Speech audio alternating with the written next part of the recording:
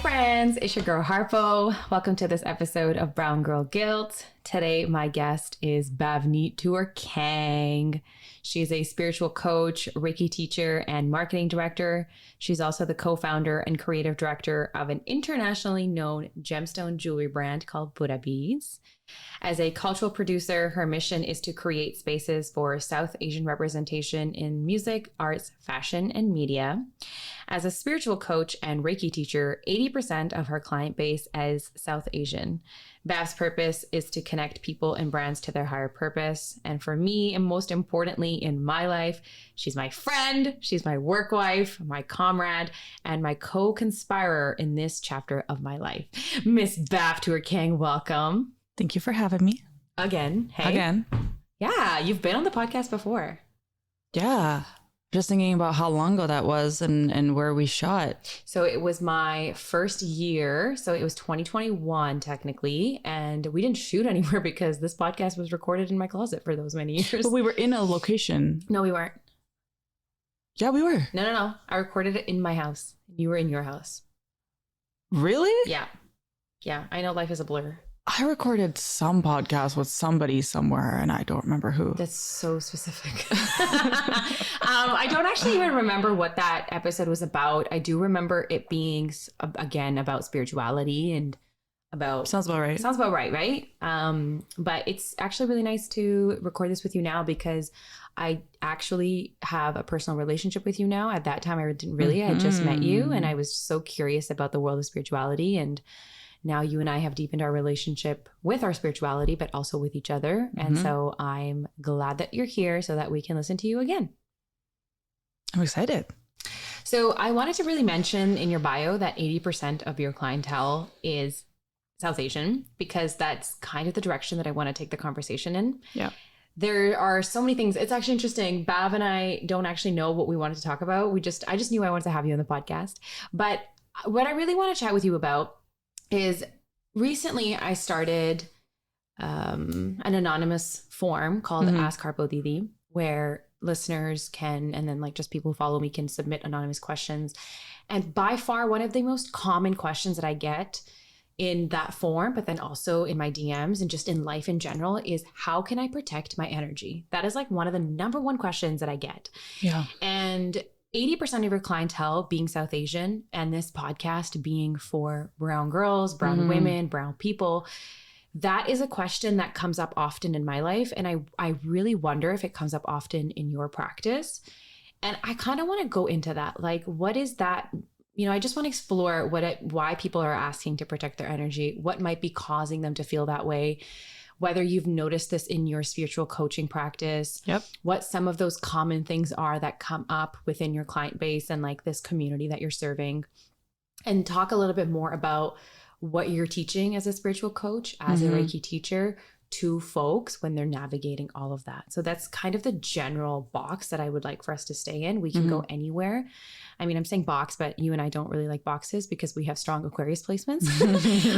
But that's kind of the general field that I'm leaning into. Yeah. Yeah. How does that sound? Yeah, that sounds good. Okay. So let's say a girl comes to you in one of your Reiki sessions or your coach, and she goes, Bhavneet, how can I protect my energy? Yeah. What are you doing? What are you saying? So the first thing is to understand that protecting your energy has to happen through a deep level of awareness. That's the first thing. If you are aware of your aura, of your electromagnetic field, of your boundaries, of what you're giving, of what you're receiving, it's only in that space that you can truly protect your energy. And your energy, see it as like really any asset in your life, right? Whether it's a car, whether it's jewelry, whether it's something that you own. Of course, other people and situations and experiences can alter that with outside of your context, but the more awareness you have around it, the easier it's going to be to navigate it. So for example, one of the first things I'll tell my clients is like, if you're feeling a certain type of way, let's say you're out with a person and by the end of that session with them, you feel absolutely drained. Ask yourself, is this person increasing my vibrational frequency and my energy, or are they decreasing it? Are they an energy vampire? Mm-hmm. If they're decreasing it, what kind of boundaries can I place? Maybe they're a family member, and so you can't really essentially cut them off, but you can create boundaries so that they're not always depleting your energy. Right.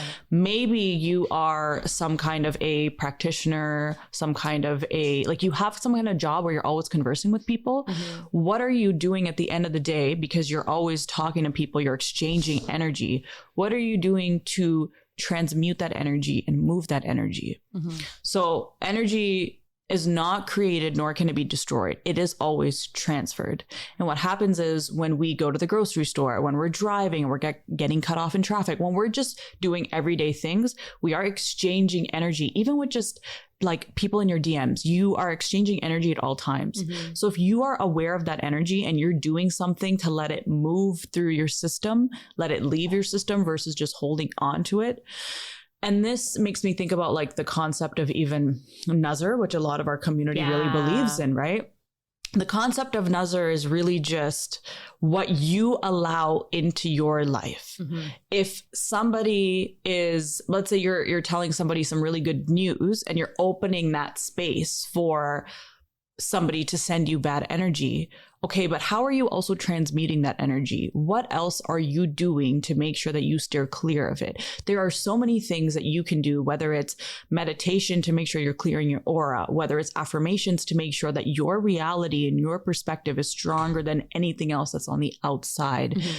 Because everything that's on the outside is a reflection of you and what you are giving out. What we put out is what we allow ourselves to receive.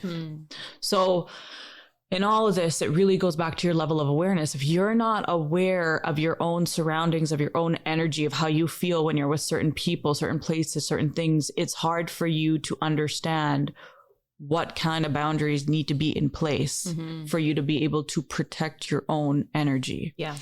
And I used to feel really depleted being around certain people, certain situations. Even after COVID, I remember going out in public and I would feel really, really drained because at that point I was still learning how to really create strong physical, emotional, and spiritual boundaries so that I don't feel this. Yeah. A lot of it is really your mindset. Yeah. If you are unable to give, don't allow yourself to give until your cup is full. Mm-hmm. And if you are in a giving situation, then you need to be allowing yourself to be open to receiving. Right. Because that is how we're able to move that energy through. Mm-hmm. Yeah. So you actually brought up probably like the thread that we should follow, which is the self-awareness. And so we can unpack that a lot more because if self-awareness is the antidote to protecting your energy, we should talk about that. Before we do that, I do want to make a comment about the nazar thing. I am so happy you brought that up because that was also something that I was thinking about, like, should that be the opening question? Should I lean into that? Because when I first started to see your sister, Bhavneet Toor, who is my Reiki teacher, I would say this to her often. I would be like, oh my God, I feel like I have so much nazar on me. Or I would make an appointment for Reiki just so that I could go and have her clear the nazar off of me.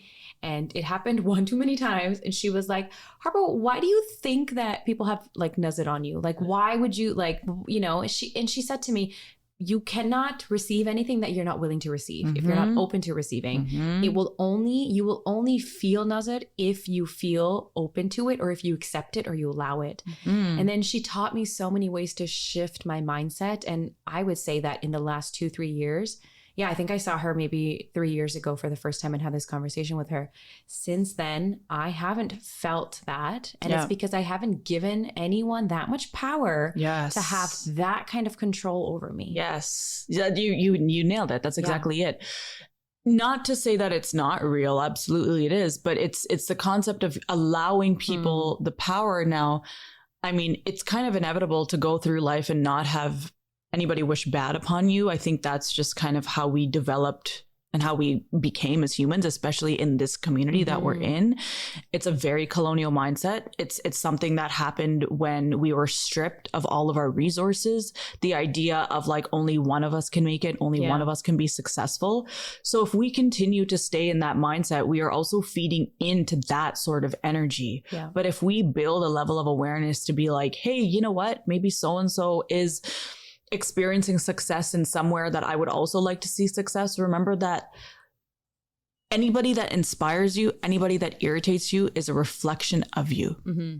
So if you see something that irritates you, perhaps you need to ask yourself, and again, open your level of awareness of, why is this truly irritating me? Mm-hmm. Maybe it's because this is what I'm striving to become and I'm not there yet. Yeah. Or maybe truly because I am inspired by this person. And when you expand that level of awareness, you can also expand your heart space and your ability to hold space for other people. Mm-hmm. Because without that ability, we're not able to give more and we're not able to receive more. Mm-hmm.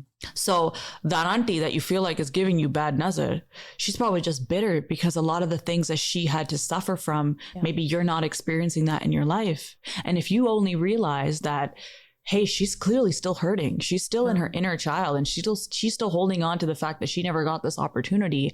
And you're living your life at the age of 25 and doing whatever the heck you want. Right. And you're not in a situation that that person was put in. You realize that, hey, they're just projecting onto me. Yeah. Yeah.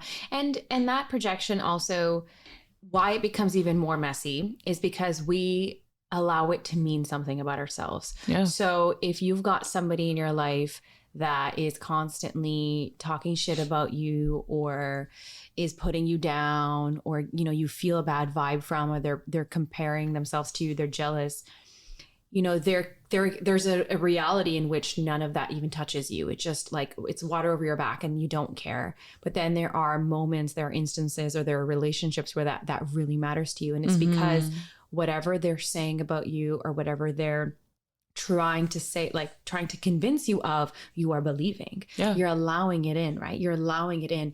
And I think this is where we can start to talk about the self-awareness, because self-awareness is a superpower, because that is actually what becomes the invisible force field around you that all of this stuff bounces off of. Yeah, the stronger your level of self-awareness is, the stronger you become on the inside and out. Then the things that people say or the experiences that you have, you choose how you get to digest it versus allowing yourself to digest it. Mm-hmm. Imagine that you're like in traffic and you get cut off, right?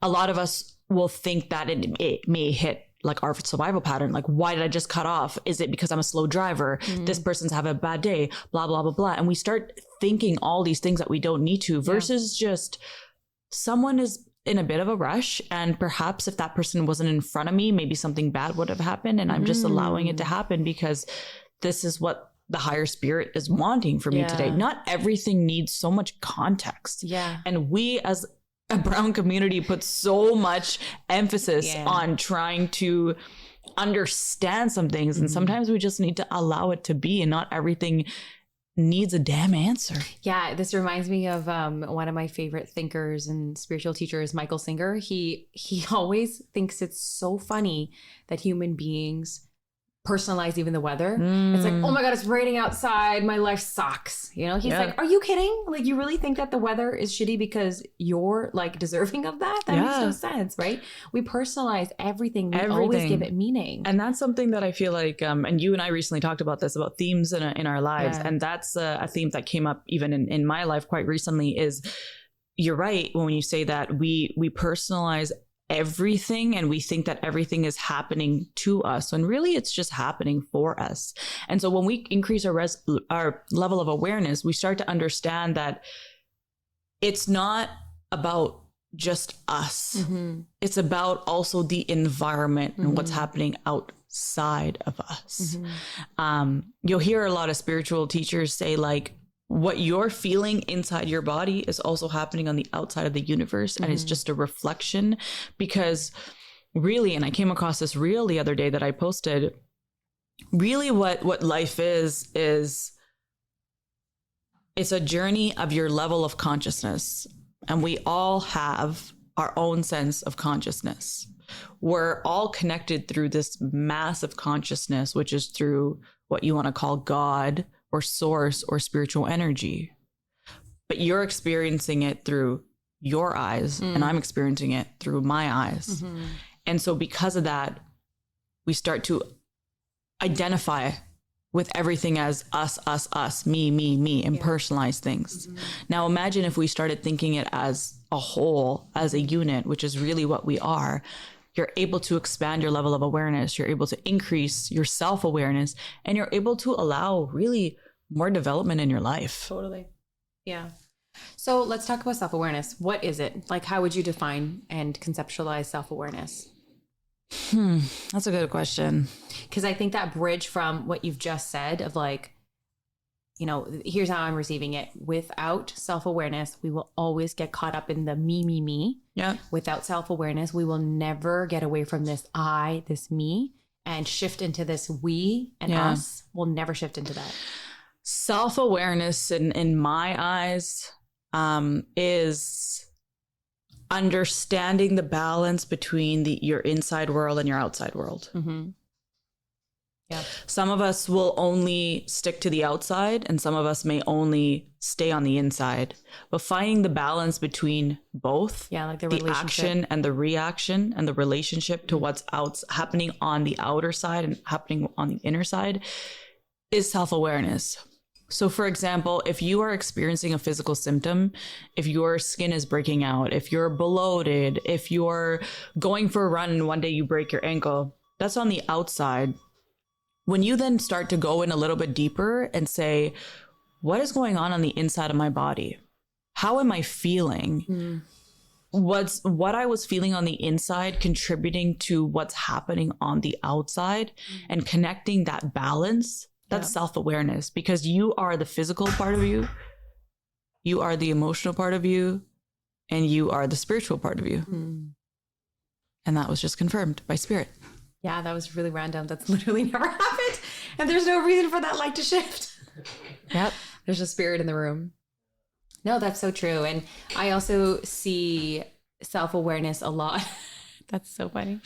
I see self-awareness also as taking like the seat of self and being in this high level, you know, like big picture objective place where you are able to witness what's happening inside of you as it relates to the outside, and how the outside world is making like how it's impacting your inside. Actually, I've never thought about self-awareness as this balance between the outside and the inside, but it really is. It's all relational. It's a level of cognitive awareness, and it's a level of allowing yourself to explore yourself without being attached to your identity.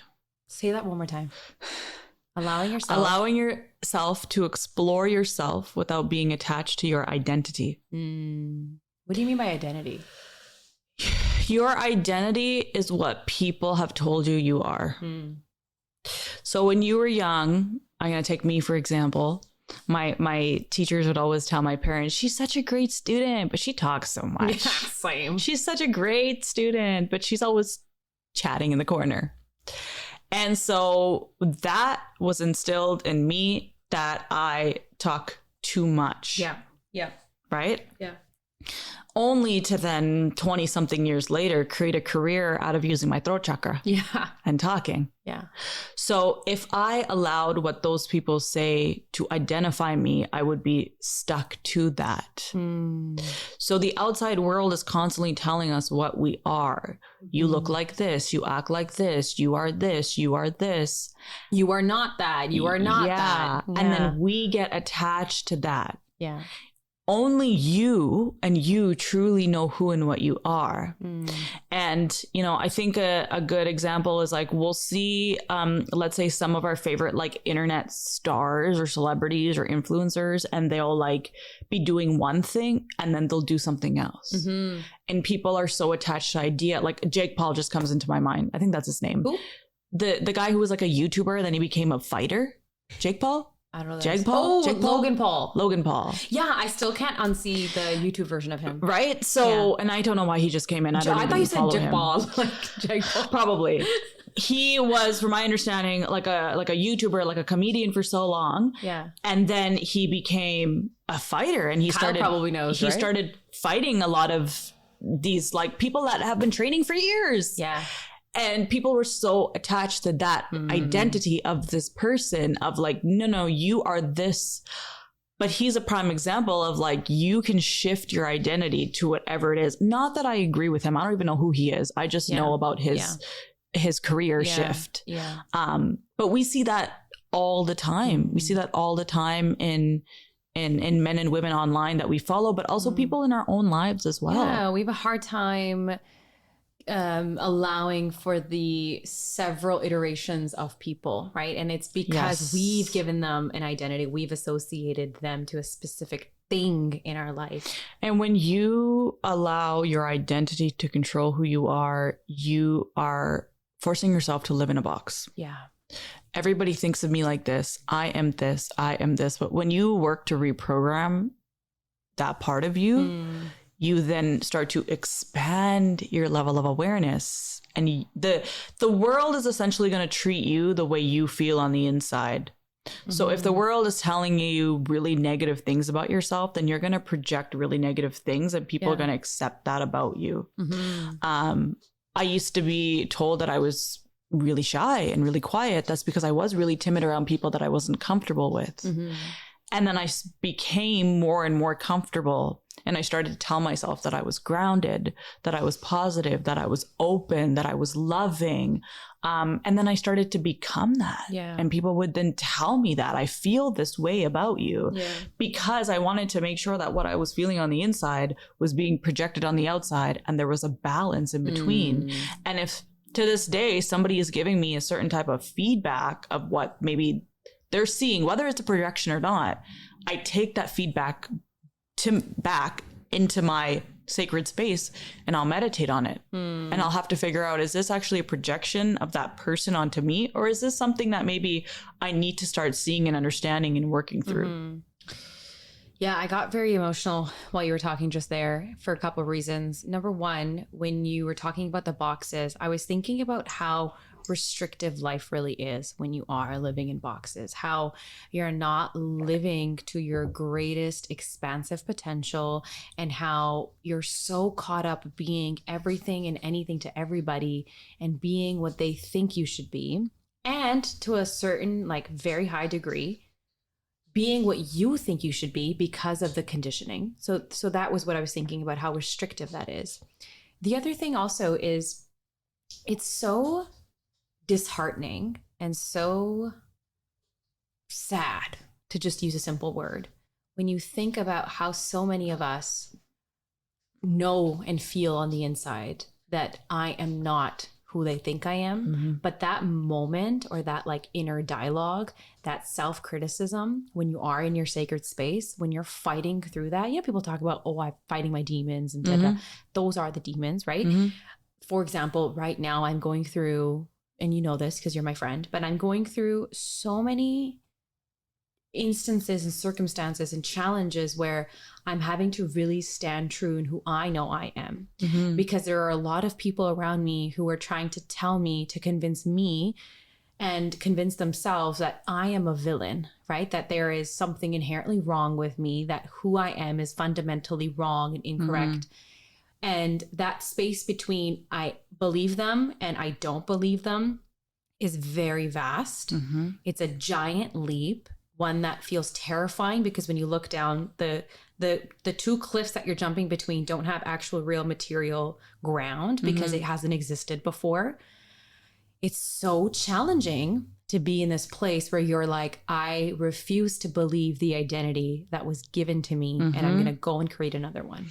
And that's also because it's supposed to be people in your life that you're supposed to feel comfortable and trust and feel supported by, and that may not always be the case. I'm going to share an analogy which I've shared with you before, but this might add a little bit more context for some people. So now, oh my God, is it the one that I think imagine? It is? I love this one. Imagine that before you were reincarnated on Earth, you are in the spiritual bus stop. Okay. And this is an analogy that I got through a wonderful book by a woman named Sue Morter, Dr. Sue Morter, I believe. So imagine that you are your soul, so you don't have a body, okay, before you're born into this earth, and I'm going to take Harpo for an example. The soul of Harpo is at a spiritual bus stop before your mother gave birth to you on October, whatever year. 21st, Yes. 1996, Yes. 1:07 a.m. And everybody knows they can check your astrological Steal charts. my identity. Go look at my natal chart. Anyways, so your soul is standing at a spiritual bus stop. And you are second in line, and there's another soul in front of you, and there's a bunch of souls behind you. And the soul that's standing in front of you, you decide to converse in conversation. And you ask that soul, so like, you know, are you ready? Are you excited to go back on Earth? Like, and that soul is like, yes, I can't wait. Like, I'm almost there. And then that soul looks back at you and says, what do you want to learn this time on Earth? And the soul of Harpo says, you know, I think this time I really want to become a strong and independent individual. And I want to make sure that I build my own legacy and my own identity through what I know. Yeah. I want to make sure that I never get stuck into barriers. And I want to ensure that I love myself and my surroundings to the most authentic and to the highest that I can. Yeah, like I want to be authentic. I want to be good enough. Absolutely. Yeah. And that soul goes, oh, that's interesting. So how are you going to be able to accomplish that? And then down that line is a soul of some of your family members, of some guys that you dated, of some friends that you will be friends with in this lifetime. And they say, hey, I can help you with that. Yeah. And you're like, all right, cool. I'll see you on the other side. And somebody else on the very end says, hey, I'll help you with that too. You're like, oh, thank you so much. I'll see you on the other side. And because you are nothing but spiritual souls, you don't see anything but high vibrational energy and love. But these souls have agreed in contract to help you commit and stay on your journey so that you are able to fulfill what it is that you put in your soul contract. And then before you know it, your mother gives birth to you and you're in this world. And so the people that in this current moment are giving you the most struggle, if you only see it as they're a part of my soul contract to help me evolve to become the greatest version of me, because without them, I wouldn't be this version of me. Maybe without toxic family members, you wouldn't be creating more self-awareness. You wouldn't be detaching from your identity. You wouldn't be on the spiritual journey working on yourself. It is all a part of Spirit Waheguru's journey. And so sometimes when I have a lot of clients that are like struggling or that are struggling to understand how this is all literally a part of the alignment, I share this analogy with them. And every time I share it, they're like, whoa. I'm like, yes, this person that you're having difficulty with, their soul also signed up to help support you, even though they pissed the shit at you, even though you don't want them in your life anymore, even though you are so angry. They have allowed you to push yourself to develop into a different, more expanded version of you. Because remember that in order to move forward and expand, we need to contract. It's like a jellyfish. So we come together, and this is the tightness. This is the stuck feeling that some of us may feel is the tight feeling. The discomfort, yeah. The discomfort. And then we push forward and we expand. So rarely are we going to do this and then go the opposite direction. We're going to clench, we're going to contract, and we're going to expand forwards. And sometimes it is 10 steps forwards, sometimes it is 2 steps forwards. But regardless, you are still moving forward. Yeah. And, you know, first of all, I always love that analogy so much. I've heard it before, but every time I hear it, I'm just like, yeah, there's that reminder again. And I think part of what is our responsibility and what comes from that self-awareness is it is our job, it's our responsibility to extrapolate that like higher knowing. That doesn't mean you keep these people in your life. It doesn't mean that you constantly keep bumping up against like, you know, but it means that you embrace, extrapolate, extract that soul contract part. And you're like, okay, this person taught me this, and you let them go. That's the part that I think so many of us struggle with, is like, the reason we actually can't move on is because we're not doing that extraction. We're not doing that extrapolation. We're not taking what was meant to be in that soul contract and then letting it go and moving forward with it. We're not, we're staying in that clench of that jellyfish. We're staying in that contraction. We're actually not opening up, right? Think about it. Jellyfish don't move if they don't open up. Right? They do not physically move. Right? That part of this is so important. And which is why it's incredibly like pertinent, so freaking important to let that go. To let them go, let the people go, but to embrace that lesson with gratitude. That was something that I really got to learn again and again through our friendship. Is anytime I would share things with you, you would never, and you still don't, this is something I'm so grateful for, you never sit with me in the bitching. We've never bitched about anything. You've always helped me with that extraction, with that extrapolation. And I mean, self-awareness is important, but self-awareness with the right people can be also a superpower. Totally. And your environment is a direct reflection of your growth. Right? Your environment is, if you have people that are working on self-awareness themselves, or that can support your level of expansion for self-awareness, it's going to be a little bit of an easier ride for you to be able to accomplish that, versus being around people that are not self-aware. So if you're on this journey where you're really trying to expand yourself, or you're trying to be that jellyfish just moving forward, find a community, find people and stick to them that are also doing the same thing. Chances are, as you expand your aura, you expand your vibration, you start moving forward, you're going to also find people that are slowly but surely moving forward as well. And self-awareness really is just becoming incredibly aware and present with the current moment. That's really what self-awareness is, right? If we're not working on developing our level of self-awareness, then you are unable to tap into your subconscious, really. So it's said that we really only use 10% of our entire brain. 10% of your brain is conscious, and the other 90% is your subconscious. And your subconscious is conditioning, is stuff that you have been told, that you've experienced, is your traumas. And so imagine if you were able to navigate and work through that 10% and then tap into the other 90%, what life would be like. So self-awareness allows you to move through, to navigate, to understand, to maneuver that 10% first, and then build a relationship with that subconscious conditioning. Yeah, absolutely. When you're seeing an 80% client base of South Asians, what are some things that are like, what are you commonly noticing in your client base as a spiritual coach, as a Reiki practitioner, as a Reiki teacher? What do you think are the common themes of our community? That's a big question. Emotional regulation. So like a lack of it? Understanding your emotions and how to move through it. Self-awareness for sure, whether it's issues about another person, this person is irritating me, they're pissing me off.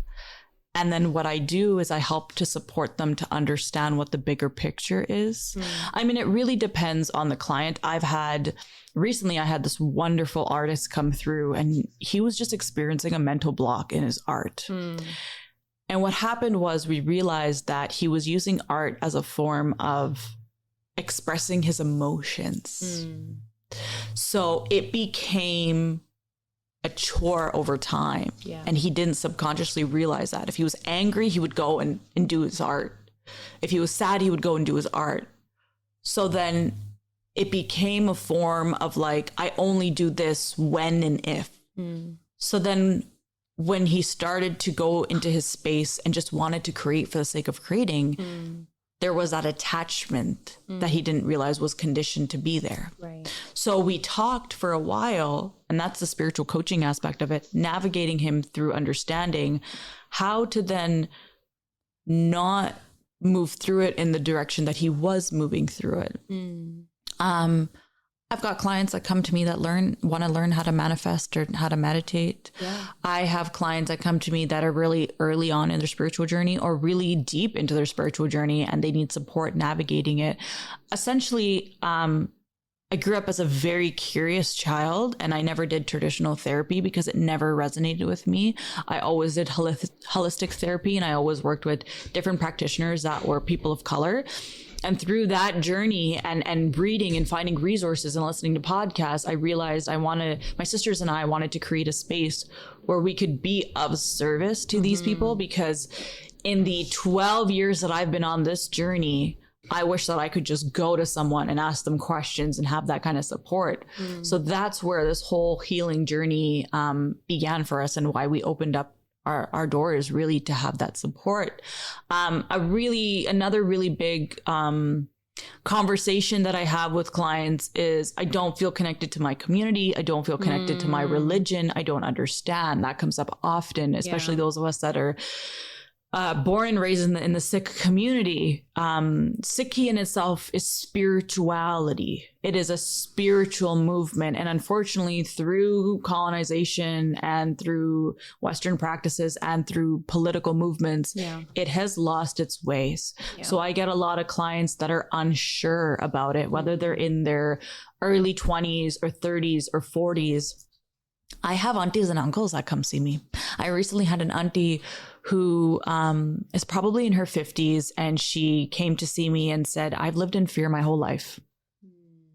I was raised by a certain community and they installed fear in me, and my daughter is now teaching me to stop thinking of fear. And I said, give me an example. And she said, I'll literally just be driving, and my husband is at work, right? He's not contacting me or anything, but I'll think in my head, oh my God, I need to go home before my husband gets home. And it's just this level of fear that was created in her because of her system.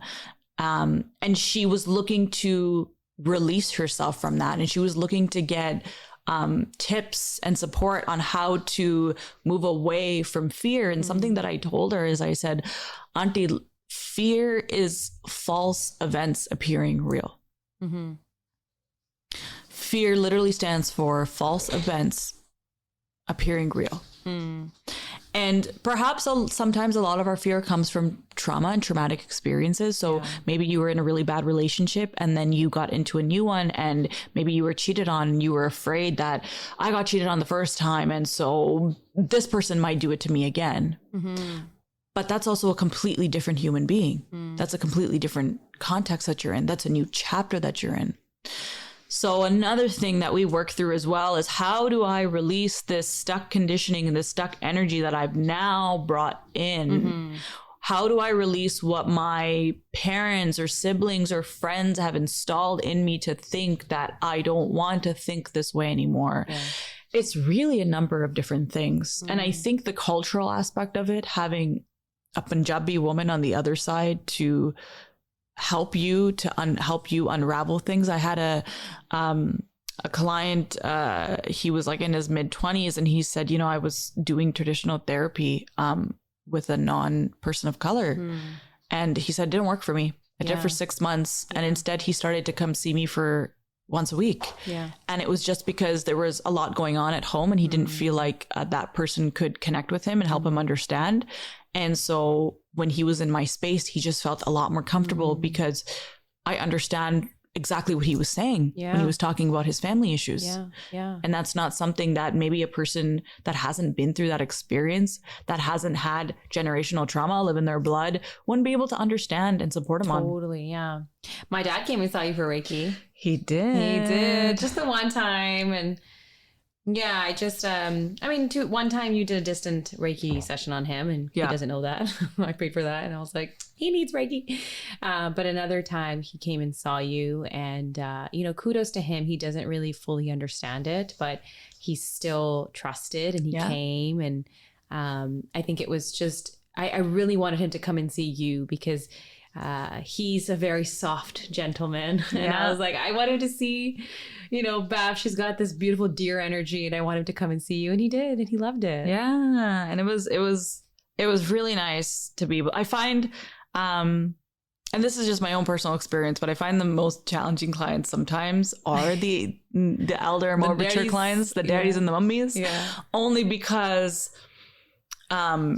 before it used to be like, how do I explain it to them with the language barrier? Like, how do I explain it to them in Punjabi or you know, whatever language they speak so that they understand it? Yeah. But then it became, and again, this was my own conditioning. Are they going to understand it? Yeah. And then I had to expand and open my heart and trust and know that if somebody, whether they're in their 50s or 60s or they're 18 years old, is coming to me for support, they are clearly open to it and ready for it. It takes a lot to even arrive at the door, right? And it's such a beautiful, it always ends up being a beautiful session. I mean, they're all beautiful, but I think it really hits home for me to have the elder clients come in because they have lived in survival mode for so long. And so for them to then hear a different perspective, and then a lot of them will then start implementing it, and I'll hear from their children or from their spouses like, hey, so-and-so actually started doing this. It means a lot to me because it reminds me of my own parents and their journey. Yeah. My dad literally was wearing his Buddha Beats Christies like all of last summer. They've been broken now. They've been released and everything. But my dad was wearing like Buddha Beats crystals, and at all these weddings and parties and going around telling everybody, you know, and he was basically telling everybody, he goes, you know, ever since I put them on, like I'm not as angry anymore. And he's just like opening up, right? And telling people about these cool little fun things that he's feeling excited about. Because he's expanded his level of self-awareness. And that is one of the greatest accomplishments as a human being that you can do. That is something that nobody can take away from you. And once you've hit that, you want to be able to share that with people in your life that maybe don't have that level of awareness, or maybe that do. Yeah. And, you know, I often look at a lot of folks in that generation. I look at my dad particularly, and then my mom 100%. But I can feel how much is in their body. Like it's just overflowing, this like tension, this stress, this resentment, this anger, this trauma. Like it's just overflowing. And sometimes I feel like I just want to poke a hole on the side of their body and just let it out a little bit, you know? Yeah.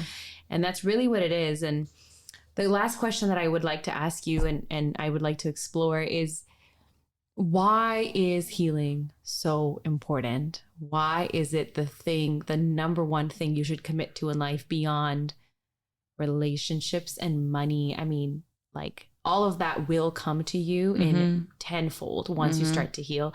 But actually, I mean, like maybe what is healing? We hear that word so often. It's such a like buzzword, like my healing journey or my healing, I'm a healer. What is healing, and why is it so important to participate in your own healing? That's a good question. I think to me, healing is unraveling parts of yourself that you have yet to discover in order to expand and become the highest and most authentic version of you. The real version of you. Yeah. You think of yourself as an onion with so many layers. I mean, by the time you're 5 years old, 90% of your values are set in. Yeah. That's a fact. Literally, by the time you're 5 years old, so think about what you're experiencing as a baby until 5. And a lot of us that are born and raised in an immigrant household, you're experiencing a lot of crazy shit. Yeah. 90% of your values are already set in. And then there goes the rest of your life. Once you become an adult, or even, you know, these days, teenagers are now understanding that there's a certain level of conditioning that has been thrown on me. Yeah. And so in order for me to expand my level of self-awareness, so that I can heal, so that I can become connected to my authentic self, I need to be able to slow down, and I need to be able to maneuver my energy through different forms of outlets so that I can truly peel back those layers and understand. And an analogy I always give my clients is, think of your brain as like a desktop tab, like an internet browser tab. Yeah. Okay. And every time you experience an emotion, every time you experience an incident, a traumatic incident, a memory, you create a new tab. So over time, over the amount of years you've been alive on Earth, you have all these tabs open. And what happens to a browser when there's too many tabs open is it crashes. Yeah. So what healing does, specifically like mindfulness activities, grounding activities, it allows you to take one of those tabs, focus on it, maybe move through it, maybe put it in a file folder in your brain, and work through it. Or close it. And then you're going to go the next day, next week, next month, next year on the following tab. So now imagine all this jumbledness that's going on. You take each one slowly but surely and you work on it. And you close it, you minimize it, you put it in a folder, you save it for later, you do it, whatever. That's then your consciousness you're moving through. After that, you can then go into that subconscious. And really, when you start tapping into that, you start to realize that your potential is limitless. Infinite. Yeah. And when you can access that point, you can then provide more and receive more, because your level of awareness has expanded. Now, there will be the 49% of people in this world that will go through life without healing. Yeah. And that's a part of their kismet. That's a part of their journey. But there's also the 51%, especially after the pandemic, especially after this great awakening. Going into 2025, we're now going into the great awakening, the next stage of human consciousness and development. If you want to be a part of that ride, which is maybe a part of your journey, you have to be willing to allow yourself to heal. And what that happens is you then create more energy for the world and for the universe, because you are a direct reflection of the entire universe. Yeah. Don't think that you're not. Because the universe and spirit created one of you in this dimension, in this reality. You are the main character of your life. And so as your birthright, to allow yourself to heal is to allow yourself to expand and to grow and to become really limitless. You pull back these layers and you find the core of what and who you truly are. And then from there, you can support other people's journeys. Yeah. So as a practitioner, if I wasn't doing the work that I was doing, I couldn't have supported other people's journey. And this is because it was written for me to be able to help other people expand their level of awareness and consciousness. Totally.